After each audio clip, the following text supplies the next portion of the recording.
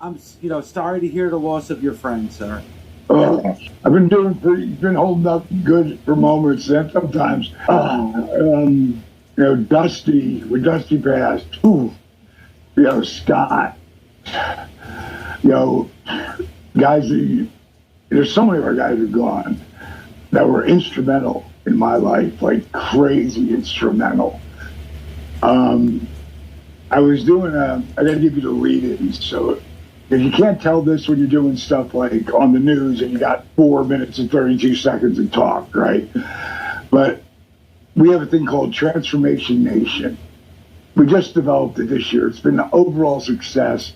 And all the people who graduated, not all of them could come, but about 100 made it down there who really put the work into it for the whole DDP yoga weekend, right? And I've got a virus in my eye. And it's slightly in this one, but it's really bad in this one. And there's nothing you can do. They got some kind of gauze that I'm getting today, hopefully. But I really felt like dog shit, right? And everybody's expecting me to come, but, I just can't kick out. And right before I say, fuck it, man. My doc told me to just ice the eye. Icing an eye, I never would have thought that would be the call. But it felt a little bit better. I kicked out. I went there. I prepared something really amazing for the one group of people. And I'll go back again tomorrow and do it again. But I was on the stage. And I was grabbing my stuff after the big group picture we took and everything.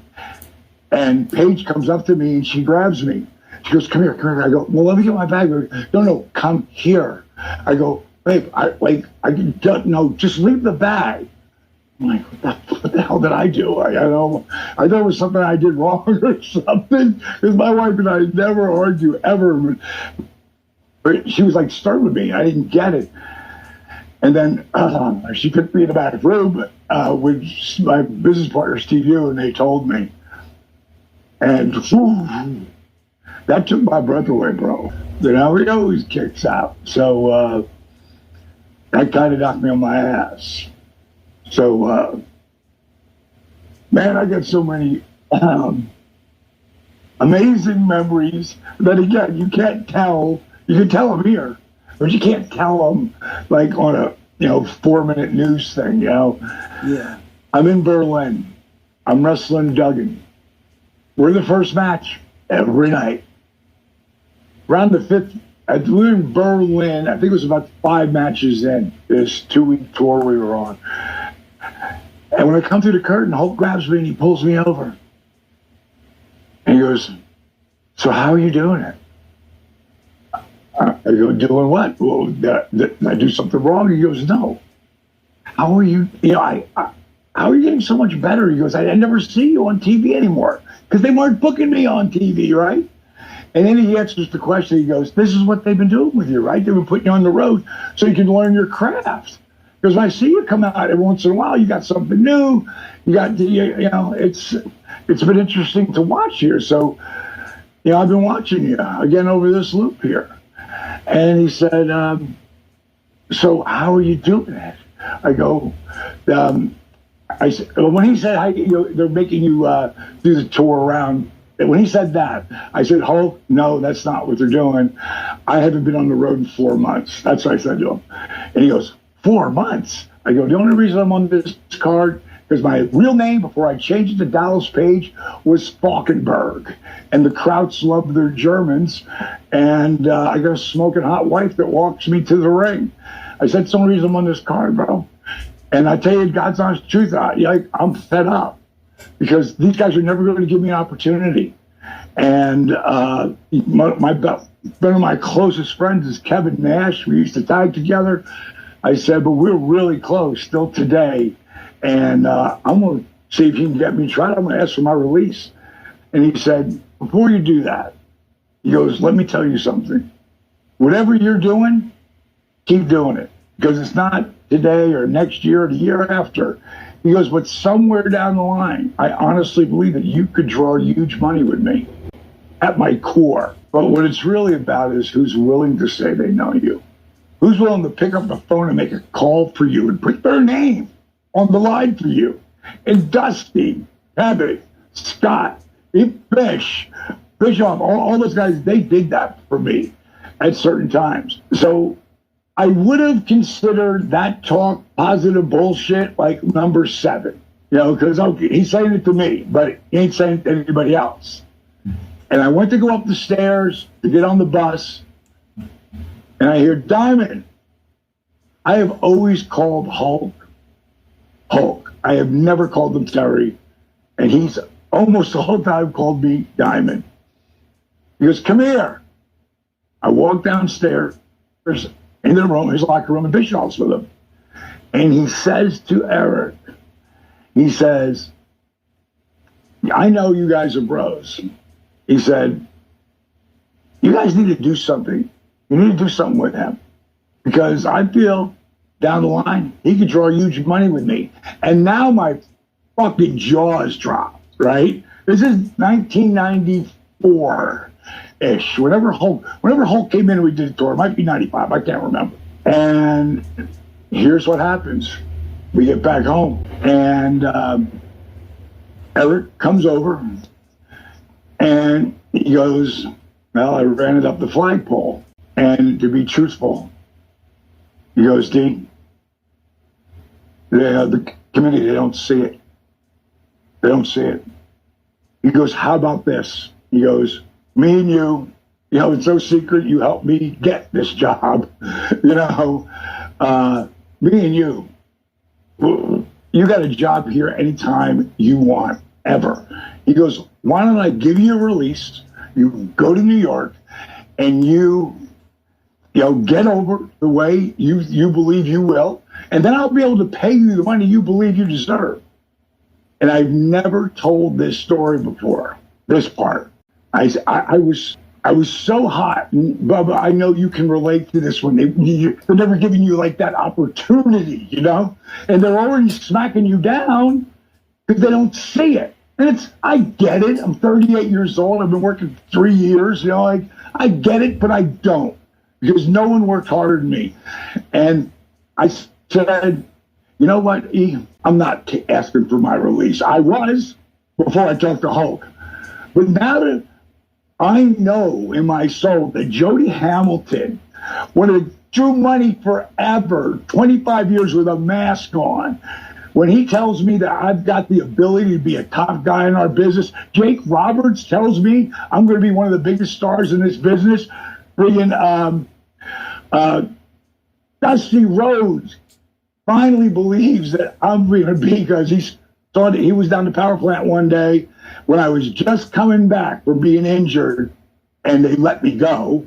And I was just coming back, and he put me in a ring with somebody, worked with him a little bit, and then I went out and did all my thing. And the bottom line is, I thought Dusty had left, but he was in the back, and he was watching. And when I came in to meet with him, after the pleasantries, family, blah, blah, blah, he said, D, I know you've always seen yourself as the top performer in our business, but I gotta be honest, D, I never saw it until yesterday. I got Jody, Jake, Dusty, and now Hulk. I said, bro, I'm not going nowhere. They've never made a homegrown talent in this country, in this company. I'm going to shove my fist so far up the booking committee's ass, when I move my fingers, their mouth moves. That's how passionate I was. And it was Hulk. Like, you guys have heard me say this before. This is my quote. Never. You got it, buddy. You got it. Hold it together.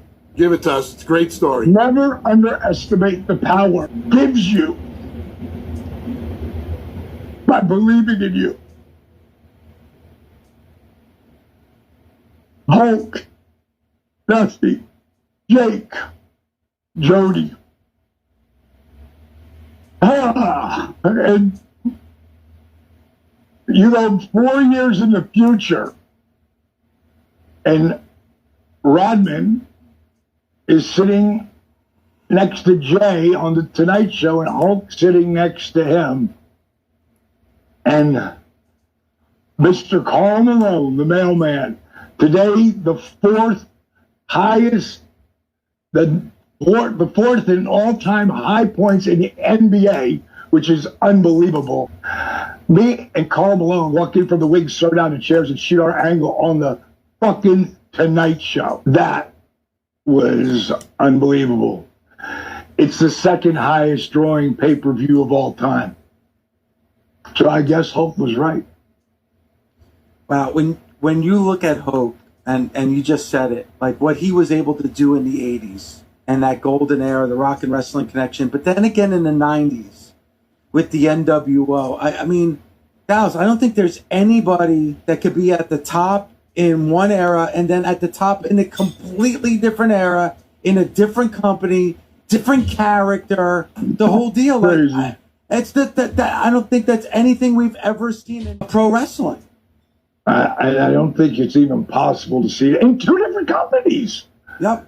Like, there was a time when he first got there on that same tour where he said that to me later, because there's a picture I have somewhere in here of me and Sting and Hulk and Pillman. And I remember this like it was yesterday.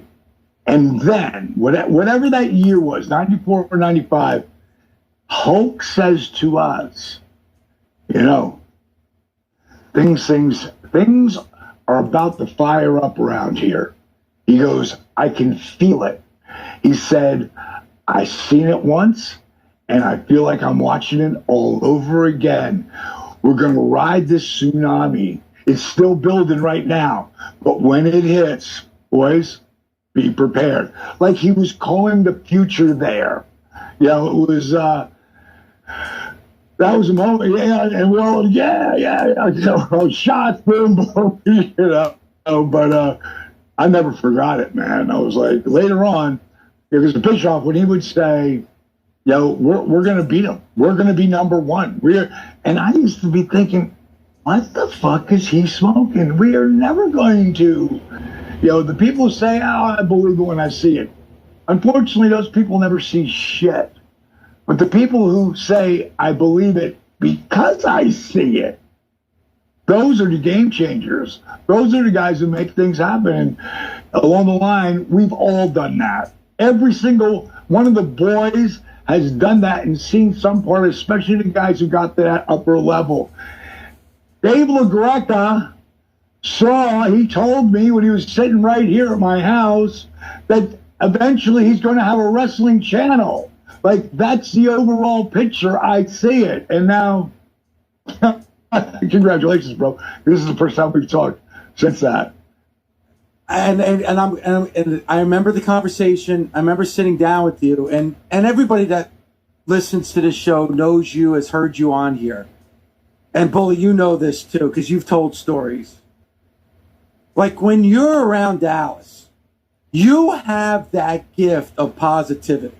You know, in this world now, a lot of negativity, a lot of people trying to bring you down.